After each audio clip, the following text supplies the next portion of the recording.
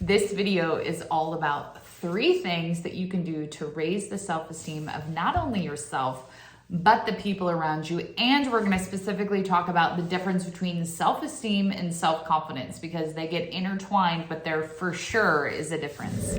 Hi guys, my name is Natalie. I am super pumped to be hanging out with you guys today. My channel is all about building faith, family, and business, and making sure that we do it in a super fun and positive and encouraging way, because there's no use in getting to the top if you're not happy and healthy and all of those things. So thanks for hanging out with me today and tuning in to this video. Let's get right to it. So how many times have you heard people talk about self-esteem and self-confidence? And it kind of is in this interweaving, like kind of the same type of phrasing or conversation. I had a mentor of mine, it was probably about a month ago. I was sitting in a Q&A in a chat, and a mentor of mine got asked a question about self-confidence, but the direction that the question went was really more towards self-esteem. And he said, whoa, like there's a big difference between self-confidence and self-esteem. And it was really the first time that personally I have really sat down to dive into it to myself, to do some research, to learn about it, to think about it, to process it. And I thought I would pass the information along to you, what I've learned and how we can help to raise not only our self-esteem, but the self-esteem of our kids and those around us, especially if we are a coach, we're a teacher, maybe you're in a position of leadership in your company or at your business. How cool is it if we train our minds to help people build their self-esteem? So let's talk. I got literally 2 pages of notes. I'm super pumped. So if I'm looking down, that's what I'm doing. I'm checking my notes to make sure that I don't miss anything. So self-esteem, let's talk about that first. This is how you value yourself. Self-esteem is what I think about myself when I lay in bed at night and my eyes are closed and it's just me and my thoughts. What do I say about myself? What do I think about myself? How do I value myself and my emotions? What's my self-worth? The question to ask yourself with self-esteem is, who am I? Who am I? Like at the end of the day, who am I? What are the character qualities that I have that build my self-esteem? And I think it's really interesting when I did an audit on myself, I feel like I have high self-esteem and I value myself, but there's so many areas of my life when I did an audit, when I thought what do I allow in my life that decreases my self-esteem? Or what are the thoughts that I have every single day that is actually not building my self-esteem, it's tearing it down? So I would challenge you all, when you're thinking about your self-esteem, that you do an audit in your own heart, in your own mind, in your own life, and think man, what are the things that I can do to help build my self-esteem? And self-esteem comes from life experiences. It comes from our interactions with others. Maybe you had a teacher or a coach or a parent who spoke love and life and just breathed great things into you. They recognized character qualities. And some of us didn't. Maybe some of you grew up in a home that tore you down, or you had a teacher that said things to you that you still carry that in your self-esteem. At the end of the day, you still think, man, I'm not very smart because in the 3rd grade, that teacher yelled at me.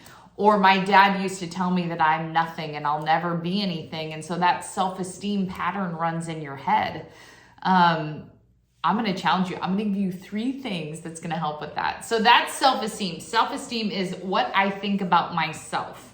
At the end of the day, when nobody's looking, what do I think about myself? The second thing is self-confidence. This is what I believe I can achieve, what I believe my skills are that will help me achieve something. That's self-confidence. Imagine self-confidence as, if I go out, I used to play basketball in high school. I loved it. I was pretty good at it.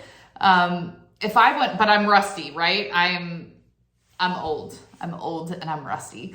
If I went out on the basketball court right now and shot free throws, man, I'd be rusty. I would have some muscle memory or some technique that I've learned from being in high school, but I'm rusty. but I go out there and I shoot and I shoot and I shoot. If I went out there every day for 30 days and shot the shot 100 times every day, I shot 100 free throws, would my self-confidence grow over the next 30 days?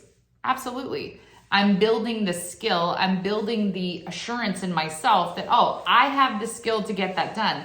I am very self-confident in that skill.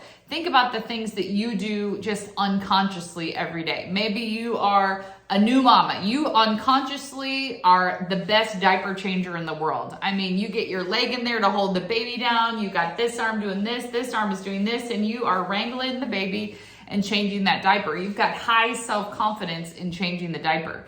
Maybe you are a business person and you're closing sales and you're closing deals and you're the top in your company, and you just have proof after proof after proof and success after success that's saying, oh, I'm self-confident in, I can go in there and close this sale. Put me in, coach. I'm ready to go, right? Maybe you love to cook and you are really self-confident in like, man, if you give me a recipe, I can nail it. I love cooking and I'm a self-confident cook because I have a track record of success of being able to follow a recipe and create something delicious and serve it to my family and all of those things, right? So self-esteem is what I think about myself.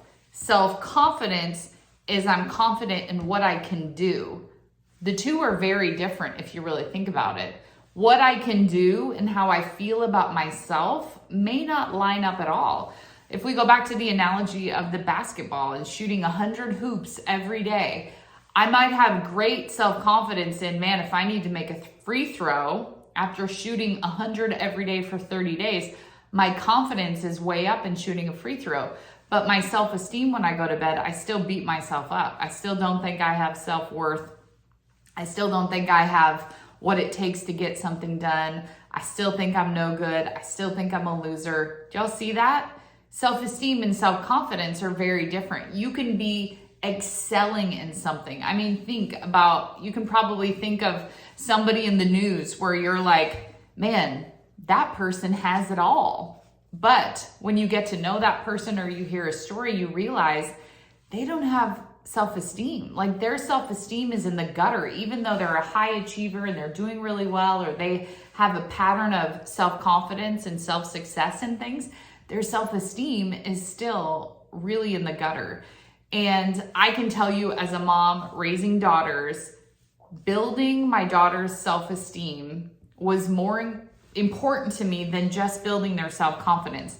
Self-confidence is recognizing the skill or recognizing the achievement that they've done, which is important, right? Like my daughters always really push themselves. Like we always told them C's get degrees to be kind of funny and to take the pressure off, because my daughters were well, they still are. My daughter's about to graduate college with a 4.0, like literally got 1B freshman year English first semester in high school, never got another B in high school, and then all through college has straight A's, and she's graduating with a double major.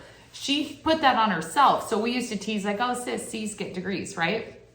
But so she has self-confidence that she can get the A. She has self-confidence that she can, power through, figure it out, ask the right questions, get the A. But that's not the thing that we necessarily want to focus on. So I'm going to give you the 3 things to raise not only self-esteem in yourself, but really self-esteem in your kids.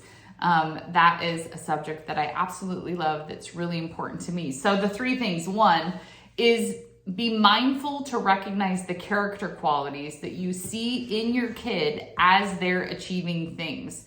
So a lot of times the self-confidence is going to come from the winning goal, the A on the test, the final midterm grade being an A. It is being the best basketball player on the team. It is cleaning their room and doing really well on a task that you've asked them to do. Those are the easiest things to give our kids an attaboy or an attagirl for. Like, oh, I'm so proud of you. You shot the game-winning goal, man. Way to go. Or, sis, I can't believe that you got an A on that test. Like, that is great. And we're recognizing the self-confident thing. We're recognizing her ability to achieve But what if, as parents, we take a little shift and we not only say like, hey, atta girl, atta boy, like super proud that you got the A on the test, but we start to build their self-esteem at a young age by recognizing the character qualities that it took for them to achieve the A, right? Like, sis, I noticed that that wasn't the easiest thing for you. And I got to see you seek answers. I got to see you raise your determination to get that done. I got to see you be diligent and study and pour your heart into that. Like, I am so proud of the skills and the things that you developed in your own character to get that A, and big high five on the A. Let's go for ice cream, right? What if we started to do that? We started to recognize the character qualities rather than just praising the achievements. When, you know, your guy throws the winning touchdown, is it just, hey, I'm so proud of you because you have the self-confidence and the awareness and the ability and the skill to throw a football? Or is it like, buddy, do you realize how far you've come? Do you remember a few years ago, you wouldn't have been able to throw the ball that far, but you didn't give up. You stuck with it. You did late night practices. You did 2-a-days. Man, I remember when you used to come home and feel sick because you worked so hard to get better. I recognize those things in you, the stick-to-itiveness, man, the fight that you had so that you could get better. I recognize you as a kind player on the team and the way that you encourage the people on the team. I recognize that in you. And I'm, you know, pouring gas onto the self-esteem thing so that when my kid lays in bed, they think, I'm kind, I'm an encourager, I have skills. Like, when I think about myself, I think about those things that my parents used to speak over me. As a kid, my mom used to say, oh, you're Jesus's favorite. She used to speak that over me all the time. Like, when something would happen that was good, or when something that would happen. One time we were walking through a park and I found $40. And my mom would be like, oh, of course you did. You're Jesus's favorite. And so literally growing up, I had this self-esteem in my mind that I was Jesus's favorite. There wasn't anything that, you know, was luck or happenstake. I was Jesus's favorite. That's why I got the blessing. And it just built my self-esteem in like, man, I can do hard things. I can do things. My mom thinks I'm kind. My dad thinks I'm, you know, loving. My dad sees that I work hard and I'm diligent and I press on even when I get frustrated or when I'm struggling. My dad sees that in me. And as my mom and my dad spoke that over me as a kid, it was the way that I took on my self-esteem. Because I can tell you, as a parent with 2 daughters that are 17 and 21, other people are speaking into their self-esteem. Are you? Right? I mean, if they're on social media, if they're in school, if they're interacting in social things or in sports, other kids are telling them, this is who you are. This is how you are. This is how you act. This is how you don't act. This is what I think about you. Which a lot of times in, you know, our kids are unguarded. They take that on as their self-esteem. And it's like, I'm sorry, that's not who you are. Like, we are not accepting those mean, cruel, nasty things that sometimes kids do. And I'm going to work double hard as a parent to put the good things in my kids' head and, you know, help them to develop their self-esteem through recognizing character qualities over just achievements. So I'm going to high five you. We're going to celebrate the thing that you did, but what are the character qualities that you developed so that you could achieve that? Let's talk about both of those things. And the coolest thing is you'll not only celebrate the really cool achievements and all the awesome things that your kids do, or maybe you're a boss, or you own a company, or you're in management. What if when the guy got back from the sales job, you gave him an amazing character quality to say like, man, I'm really proud of you. The way that you handled that situation, the way you were kind, even though maybe that person wasn't so kind, I recognize that about you, and I really like that about you. Like, do you think when that guy goes to bed at night, he's going to think, oh, they think I'm kind? That's a great quality to have. Do y'all see how easy that can be? So that's number one. We're going to recognize character qualities rather than only praising the achievement to build self-esteem. The second thing is we are going to stop comparing ourselves to others. This is one of the greatest lessons that we could ever learn for ourselves and our own self-esteem, and help our kids learn. I heard somebody say once that comparison is the thief. Comparison is the thief of joy. Like, you never win comparing yourselves to others. It just doesn't happen. If you're comparing the house or the cars or the this or the that, you just never win. It also tears your self-esteem down when you're comparing yourself to others. If you think somebody else has it all going on and you tear yourself down to say, man, I'm not that, I'm not this, I don't have this, I wasn't gifted with that, I don't have that talent. Is that building yourself up by comparing, or is it tearing yourself down? I would just really caution against comparing your talents or your gifts to other people, because at the end of the day, my self-esteem is built on who God created me to be. And when you figure out and you know in your knower, you know your knower, you know those things that you're like, man, I know in my knower that it doesn't matter what anybody says about me, I know who I am. And when you get that you were created on purpose, you're created for a purpose and on purpose, and you have a certain task and a job in this teeny tiny blip of a life that you get to live here on earth. And when you realize that I can only be the best Natalie Kilborn that I can be. If I try to be you, if I compare myself to you and I try to be your gifts, your skills, your abilities, I lose, because I'm a terrible you and you're a terrible me. The only way that I can truly win and to build my self-esteem is show up as the authentic version of myself with my own talents and my own abilities, and shine. And my gifts and skills and abilities and talents look different than yours. It's not the comparison of mine is better than yours or yours are better than mine. It's if we shine together, if I shine and you shine with completely different gifts, talents, temperaments, and convictions, then we get better together. It's not comparison. It's not trying to outshine or outperform. It's saying like, man, rather than comparing myself to you, how can I shine right alongside of you with your gifts and your talents and your skills and your abilities so that we both win? So number 2, stop comparing yourself to others, because it is the thief of joy. Number 3, y'all ready for number 3 on the 3 things we can do to raise self-esteem? It's treat yourself well.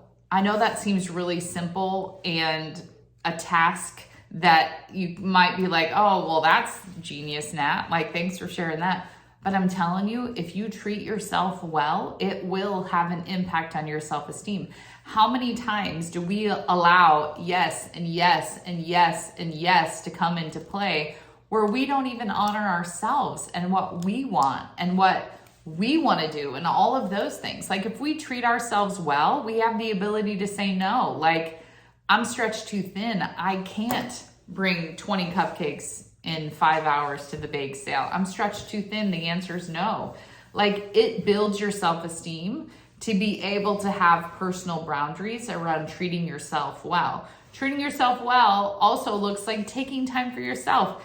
Maybe it's 20 extra minutes and you get in the bubble bath, or it's skincare and facial stuff every night if that's your jam. Maybe it's getting a pedicure. That type of stuff, when you treat yourself well, will build your self-esteem because you feel good. My oldest daughter, she always says, look good, feel good. And it's true, right? When I take care of myself and I feel like I look good, I'm eating healthy, all of those things, but I feel the best inside, I put out the best version of myself, which will absolutely raise my self-esteem. Also, I think with that last one of treating yourself well, it's to practice mindfulness and gratitude. Treating myself well is being grateful for all of the amazing blessings and cool things and amazing people that I have in my life. And if you're laying in bed and your self-esteem is in the dumps and you just don't know where to start, you can start with gratitude. Think about all the things that we're grateful for. It will bring the character qualities to our mind of what we already have. And sometimes to build our self-esteem, we just need to double down on who we know we are, right? Self-confidence is about belief in yourself and your abilities. Self-esteem is about I know who I am. It's about my self-worth. So if we get those things right, we can recognize not only, you know, the things, the achievements and the skills and all of those things that come with self-confidence, but we can begin to recognize the self-esteem that our kids, our coworkers, the people in our life and our circle are building, and we're not afraid to call them out. Like, be real cool by recognizing somebody's character qualities over just a high five on the achievement. It will make a big difference.